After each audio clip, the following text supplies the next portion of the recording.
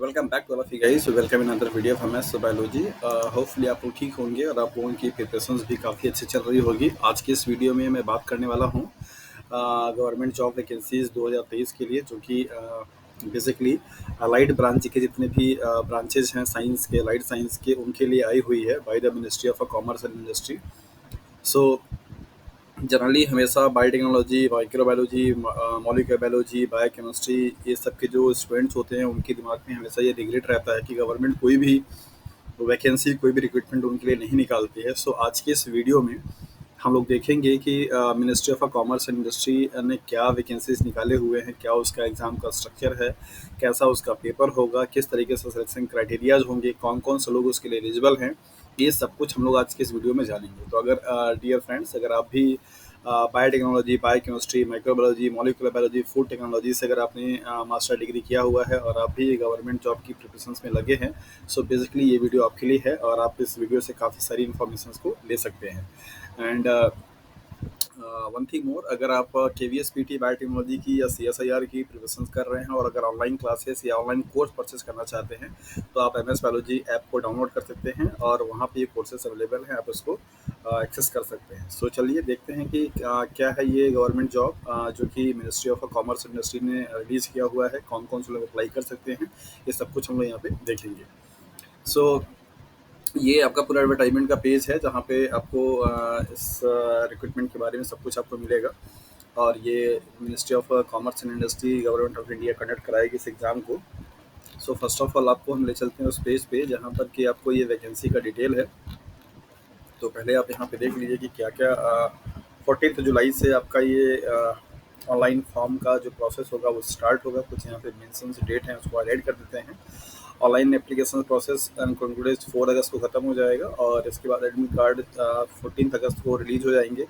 और प्री जो एग्जाम्स होंगे वो 3 सितंबर को होगी, डेट पहले से अलॉटेड है। Declaration of result of pre examination will B 13 September, means 10 दिन के अंदर में आपके रिजल्ट आ जाएंगे। बहुत अच्छा, इनका पहले से ही सब प्री डिसाइडेड है। और इसके बाद आपका जो मेंस एग्ज़ाम होगा उसके लिए आपका ई एडमिट कार्ड आ जाएगा 18 सितंबर को ही, जस्ट 5 दिन के बाद। और इसके बाद मेंस जो एग्ज़ाम होंगे वो 1 अक्टूबर को होगा और इसका रिजल्ट भी जो डिक्लेयर होगा वो 16 अक्टूबर को डिक्लेयर हो जाएगा। और इसके बाद इंटरव्यू के लिए आपको कॉल की जाएगी, कॉल दिया जाएगा आपको 22 अक्टूबर को।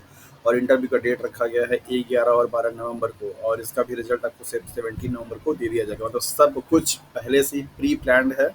आपको एग्ज़ाम दे करके आंसर की के लिए, रिजल्ट के लिए वेट नहीं करना होगा। सिर्फ आप अगर इस सीट को रखते हैं अपने पास तो आप उस टाइम पे इनके ऑफिशियल पेज पे जा करके अपना एडमिट कार्ड डाउनलोड कर सकते हैं, रिजल्ट को देख सकते हैं। Everything has pre decided. ऐसा नहीं है कि बाकी सारी चीज़ें आपको वेट करना पड़ेगा। लाइक है जैसे अभी बहुत सारे बच्चे हैं जो कि ICAR ARS का नेट का एग्ज़ाम दिए हुए हैं। मार्च में एग्ज़ाम हुआ था 26 से लेकर के 29 के बीच में, और अब तक न जाने कितनी बार लोगों ने ICAR ARS नेट का वेबसाइट को सर्च किया होगा, बट वहाँ पे कोई एक सिंगल नोटिफिकेशन भी नहीं है कि हाँ आपका रिजल्ट क्यों डिले हो रहा है।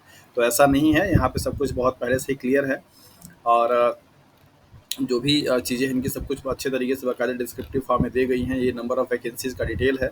यहाँ पे सबसे पहले बायोटेक्नोलॉजी को लिस्ट किया गया है। बायोटेक्नोलॉजी में टोटल जो सीट्स हैं वो कितनी हैं, 50 हैं। और UR के लिए 21 हैं, EWS के लिए 5 है, OBC के लिए 14 है और ST के लिए 3 है, SC के लिए 7 है। तो इस तरीके से बायोकेमिस्ट्री के लिए टोटल जो सीट्स हैं वो 20 है। फूड टेक्नोलॉजी के लिए 15 है और केमिस्ट्री के लिए 56 है और पॉलीमर साइंस के लिए 9 है। पॉलीमर बायोमेडिकल इंजीनियरिंग के लिए 53 है और इलेक्ट्रॉनिक्स एंड कम्युनिकेशंस के लिए 108 है। इस तरीके से अलग अलग सब्जेक्ट के लिए अलग अलग वैकेंसीज़ हैं यहाँ पे, जो कि आप यहाँ पे देख सकते हैं। और इसके साथ साथ में आपका कैटेगरी वाइज भी कुछ सीटों को रिजर्व किया गया, जो कि आपको यहाँ पे देखना रहेगा। और एलिजिबिलिटी में इन्होंने क्या क्या दे रखा है कि कैंडिडेट मस्ट बी इधर सिटीजन ऑफ इंडिया होना चाहिए, नेपाल का भी हो सकता है या भूटान का भी हो सकता है, ताइवान का रिफ्यूज हो सकता है, और मतलब आप जहाँ से बिलोंग कर रहे हैं। इसके साथ साथ में आपको यहाँ पे और भी चीज़ें दे रखी हैं कि कौन कौन से सब्जेक्ट में कौन कौन सा सब्जेक्ट इंडिविजुअल है। जैसे बायोटेक्नोलॉजी की पोस्ट में अप्लाई करने के लिए कैंडिडेट के पास मास्टर डिग्री होना चाहिए बायोटेक्नोलॉजी में, माइक्रोबायोलॉजी में, मॉलिक्यूलर बायोलॉजी में या बायोफिजिक्स में, या फिर इक्विवेलेंट होना चाहिए। बायोकेमिस्ट्री में अगर आप अप्लाई करना चाहते हैं तो आपके पास मास्टर डिग्री जो होगी बायोकेमिस्ट्री होनी चाहिए, इक्विवेलेंट होना चाहिए। और फूड टेक्नोलॉजी में अप्लाई करना चाहते हैं तो bachelor degree in food technology engineering और इक्विवेलेंट होना चाहिए। केमिस्ट्री के लिए ऐसे दे रखा है, बायोमेडिकल इंजीनियरिंग के लिए दे रखा है। सबके लिए आपको यहाँ पे जो भी आपका पोस्ट है उसके लिए जो भी सब्जेक्ट कंक्लूडेड है उनको यहाँ पे लिस्ट करके इन्होंने दिया हुआ है। एज लिमिट के लिए इन्होंने बताया हुआ है कि मिनिमम 21 होना चाहिए और मैक्सिमम 35 होना चाहिए, और साथ साथ में इन्होंने 5 ईयर्स का क्या किया, रिलैक्सेशन भी दिया हुआ है। टोटल आपका मिला जुला करके 40 ईयर्स का क्या हो जाएगा, एज क्राइटेरिया रहेगा वो मतलब मैक्सिमम का। तो अगर आप 40 से के अंडर में हैं तो आपके लिए ये फॉर्म है, आप भर सकते हैं। इसके साथ साथ में हम लोग यहाँ पे देखेंगे बाकी जो चीज़ें हैं डिटेल्स में आप उसको पढ़ लीजिएगा, ये पीडीएफ फाइल आपको लिंक में मिल जाएगा। स्कीम क्या होगा एग्जाम्स का, आप यहाँ पे ये इंपॉर्टेंट चीज़ें इसको हम लोग डिस्कस कर लेते हैं। नंबर पहला आपको यहाँ दे रखा है phases. So examination will be consist of 3 phases. यहाँ पे 3 फेजेस होगा, प्री एग्जाम्स होंगे, मेंस एग्जाम्स होगा और इसके बाद इंटरव्यू होगा। तो first and then second and then third, ये 3 आपके फेजेस होंगे और इनका फेज का डिटेल्स आपको यहाँ पे दे रखा है। प्री एग्जाम्स में क्या क्या चीज़ें रहेंगी, कैसे होगा, ये आपको यहाँ पे दिया हुआ है। और साफ साफ यहाँ पे बताया गया है कि जो प्री एग्जाम्स होगा ये सिर्फ क्वालिफाइंग मार्क्स रखा, मतलब क्वालिफाइंग एग्जाम्स रखा गया होगा। इस वाले एग्जाम्स का जो मार्क्स होगा वो आपके फाइनल मेरिट लिस्ट में कहीं पे भी इंक्लूड नहीं किया जाएगा। The examination is mean to serve as screen test and marks secure in this examination will not consider towards the declaration of final list of qualified candidates. ये सिर्फ और सिर्फ स्क्रीनिंग के पर्पज के लिए है, सेलेक्ट आउट करने के लिए, मेंस एग्जाम में जाने वालों के लिए। The examination will conduct in online mode only, सिर्फ और सिर्फ ऑनलाइन मोड में होगा। And the it will consist of 1 paper of objective multiple choice questions and will comprise of 150 questions. So 150 questions होंगे, 2 घंटे का ड्यूरेशन होगा। मल्टीपल चॉइस मीन्स एमसीक्यूज क्या होंगे, आपके पेपर्स होंगे और मैक्सिमम 150 क्वेश्चंस होगा। सभी जो क्वेश्चंस होंगे वो 1 मार्क को कैरी करेगा और will be present in this paper. And इसके बाद आपके सब क्या होंगे, आपके मल्टीपल चॉइस क्वेश्चंस होंगे। और इस पेपर में जो 150 क्वेश्चंस आएंगे वो कहाँ से आएंगे, आपको यहाँ पे लिस्ट किया हुआ है। 15 मार्क्स के जो क्वेश्चंस होंगे वो जनरल इंग्लिश से होंगे, verbal and non verbal reasoning से होगा 30 मार्क्स के क्वेश्चंस। और इसके बाद क्वांटिटेटिव एप्टीट्यूड से 30 मार्क्स का होगा। फिर इसके बाद general knowledge and current affairs से होगा सब 30 मार्क्स का। फिर जनरल साइंस से 30 मार्क्स का। फिर आईपी और इसके साथ साथ में इंडिया न्यूट्रो, इन सब से मिला करके 15 मार्क्स के होंगे। तो ये सारा आपको पॉइंट दे रखा है सिलेबस के रूप में कि आपका कहाँ से क्वेश्चन कैसे कैसे किस किस कितने कितने मार्क्स का आएगा। The number of candidate to be admitted to the mains examinations on the basis of result of the preliminary examinations may be about 20 times, right. 20 गुना ज़्यादा। सपोज अगर मान लीजिए 100 सीट है तो इसमें आप 20 का मल्टीप्लाई कर दीजिएगा तो ये आपका हो जाएगा 2000। सो 2000 कैंडिडेट्स आपके प्री में क्या किए जाएंगे, सेलेक्ट किए जाएंगे, क्वालिफाई किए जाएंगे based on their qualification marks. यहाँ पे ऑलरेडी आपको दे रखा है मिनिमम क्वालिफाइड मार्क्स क्या होगा। जनरल वालों के लिए 30%, ओबीसी और ईडब्ल्यूएस वालों के लिए 25% और अदर्स के लिए 20% है। सो 150 नंबर का आपका 30 जो परसेंट आएगा वो मार्क्स होगा आपका मिनिमम क्वालिफिकेशंस के लिए। मिनिमम क्वालिफिकेशंस का मतलब ये हुआ कि उतना मार्क्स अगर आप पाते हैं तब जा करके आप मेरिट लिस्ट में कंसिडर करने के लायक बनेंगे।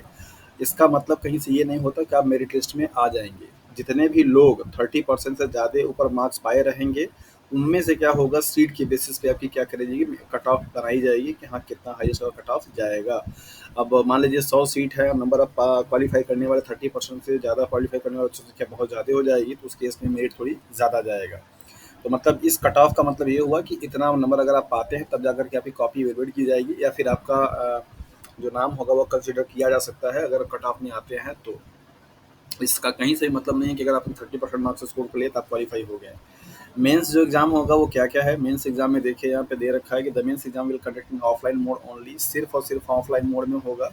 And will consist written paper which will consist 2 paper. Mains जो एग्जाम होगा इसमें 2 पेपर होंगे आपके और वो पेपर क्या क्या होंगे, पेपर 1 जो कि ओ एम आर बेस्ड होगा और पेपर 2 जो कि डिस्क्रिप्टिव होगा। मतलब ये आपका एमसीक्यूज होगा। मेंस एग्जाम में आपके 2 पेपर होंगे। नंबर पहला आपका पेपर फर्स्ट जो कि आपका एमसीक्यूज बेस्ड होगा और इसके बाद सेकंड पेपर जो कि आपका डिस्क्रिप्टिव होगा, पूरी तरीके से रिटन एग्जाम होगा, right. Paper 1 will be of 100 marks and paper second will be of 300 marks. So यहाँ पे आप देखिए कि 150 नंबर का जो मार्क्स था इसको कंक्लूड किया नहीं है, कट हो गया। सिर्फ 100 मार्क्स आपका प्री का फर्स्ट पेपर, मेंस का फर्स्ट पेपर और 300 मार्क्स का मेंस का सेकंड पेपर होगा। पेपर फर्स्ट में क्या-क्या चीज़ें रहेंगी ये आप देख लीजिए यहाँ पे। Paper first will be of 2 hours, 2 घंटे का ड्यूरेशंस का होगा और यहाँ पे 100 आपके जो होंगे ऑब्जेक्टिव क्वेश्चंस होंगे, मल्टीपल चॉइस क्वेश्चंस, और एक जो क्वेश्चंस होगा वो 1 मार्क्स को क्या करेगा, कंटेन करेगा। और इसमें से कहाँ-कहाँ से आएँगे, जनरल नॉलेज से, करंट अफेयर से, जनरल एप्टीट्यूड से, एलिमेंट्री मैथमेटिक्स से, इंग्लिश लैंग्वेज से, proficiency, knowledge related to the intellectual property right, इन सब से क्वेश्चंस आपके बनेंगे।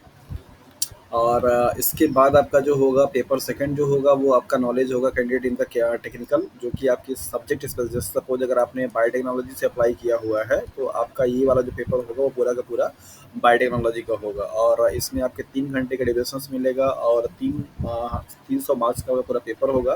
पूरी तरीके से डिस्क्रिप्टिव होगा, मतलब क्वेश्चन आंसर आपको लिखने होंगे, दिया जाएगा और आपको उसको लिखना होगा। और इसके लिए सिलेबस आपको दे रखा है, सिलेबस क्या क्या रहेगा अभी मैं आपको दिखा दूंगा।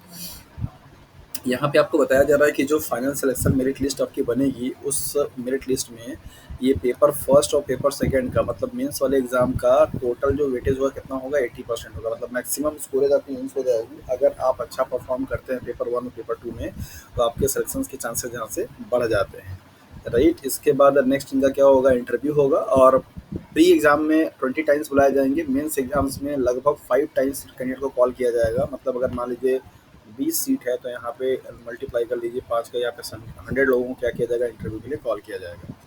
और इंटरव्यू जो होगा वो 100 मार्क्स का होगा। और यहाँ पे आपको जो टॉपिक्स दिए गए हैं उस प्री और मेंस एग्जाम में उन सबसे कोई भी चीज़ आपसे पूछा सकता है। और इसका वेटेज टोटल जो होगा आपके सिलेक्शन का वो 20% वेटेज होगा राइट। मीडियम ऑफ एग्जामिनेशन सिर्फ और सिर्फ इंग्लिश लैंग्वेज होगी, यहाँ पे और कोई लैंग्वेज नहीं होगा, सिर्फ ओनली एग्जाम इंग्लिश मीडियम में ही कराया जाएगा। और इसके साथ साथ में कुछ इंपॉर्टेंट यहाँ पे इंस्ट्रक्शंस दे रखे हैं जो कि आपको पढ़ना रहेगा। और सिलेबस आप देख लीजिए यहाँ पे। बायोटेक्नोलॉजी के लिए मैं बात कर रहा हूँ तो नंबर पहला यूनिट है आपका माइक्रोबायोलॉजी जो कि पढ़ा हुआ है। नंबर दूसरा आपका बायोकेमिस्ट्री। जितने भी लोगों ने CSIR की तैयारी कर रखा है बहुत अच्छा अपॉर्चुनिटी है उनके लिए। तीसरा मॉलिक्यूलर बायोलॉजी एंड जेनेटिक्स है। और इसके बाद चौथा बायोटेक्नोलॉजी का प्रोसेसिंग है, इंडस्ट्रियल बायोटेक्नोलॉजी है। और इसके बाद ये भी इंजीनियरिंग का है, पाँचवा। और नेक्स्ट इसके बाद आपका यहाँ पे छठवां है प्लांट एंड एनिमल बायोटेक्नोलॉजी। तो ये भी यूनिट काफ़ी अच्छा है। बायोटेक्नोलॉजी के स्टूडेंट अगर आप पढ़े हुए हैं तो कैरेक्टरिस्टिक्स ऑफ एनिमल सेल 7वां यूनिट है। और इसके साथ साथ में इम्यूनोलॉजी 8वीं यूनिट है। और इसके साथ साथ RDT टेक्नोलॉजी 9वां यूनिट है। और इसके बाद बायो इन्फॉर्मेटिक्स आपका 10वां यूनिट है। ये टोटल आपको 10 यूनिट देखने को मिलेगा आपके पूरे बायोटेक्नोलॉजी के सिलेबस में। सो डियर एस्पिरेंट्स, अगर आपने CSIR की प्रिपरेशंस की हुई है या और कहीं पे भी कुछ चीज़ की तैयारी आपने किया हुआ है तो बायोटेक्नोलॉजी से अगर आपने MSc किया हुआ है या माइक्रोबायोलॉजी से या मॉलिक्यूलर से, ये सारे टॉपिक आपके बहुत अच्छे से पढ़े हैं तो डिस्क्रिप्टिव वाला आपका अच्छे तरीके से तैयारी हो सकता है। आपको प्री और मेंस के फर्स्ट पेपर के लिए जो चीज़ें तैयार करनी है उनके लिए आपको स्ट्रेटजी अच्छे से बनानी होगी। तो ये मैंने आपको पूरा सिलेबस यहाँ पे दिखा दिया, सब कुछ बता दिया कि कब एग्ज़ाम होगा, कैसे होगा, कैसे फॉर्म फिल कराएगा, एवरीथिंग आपको यहाँ पे डिस्क्राइब मैंने कर दिया है। इसके बावजूद भी अगर आप में से किसी कुछ डाउट है, कुछ अगर कंफ्यूजन रह जाता है तो आप उसे कमेंट सेक्शन में ज़रूर पूछ सकते हैं, आपका मोस्ट वेलकम रहेगा। और ज़रूर बताइए कि ये वीडियो से आपको कितनी इन्फॉर्मेशन मिली और आपकी तैयारी कैसी चल रही है। So thank you for watching this video.